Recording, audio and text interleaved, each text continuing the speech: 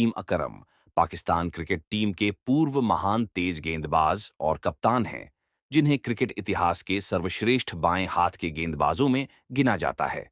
उनका जन्म 3 जून 1966 को लाहौर, पाकिस्तान में हुआ था। वसीम अकरम के बारे में मुख्य तथ्य। स्विंग का सुल्तान, सल्तान ऑफ स्विंग। वसीम अकरम अपनी अद्भुत स्विंग गेंदबाजी के लिए मशहूर हैं।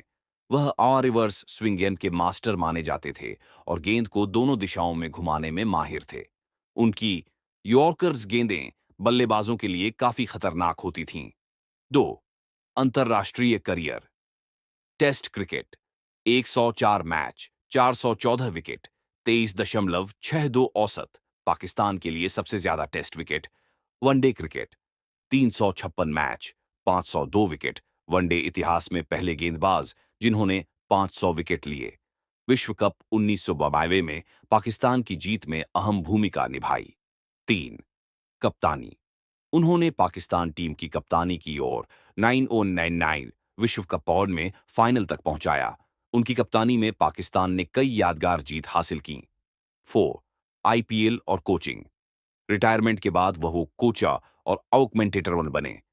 Kolkata night Riders, KKR Bose के मुख्य कोच भी रहे। 5. Personal life. उनकी पत्नी हन्ना अकरम मौर हैं, जो ऑस्ट्रेलियाई हैं।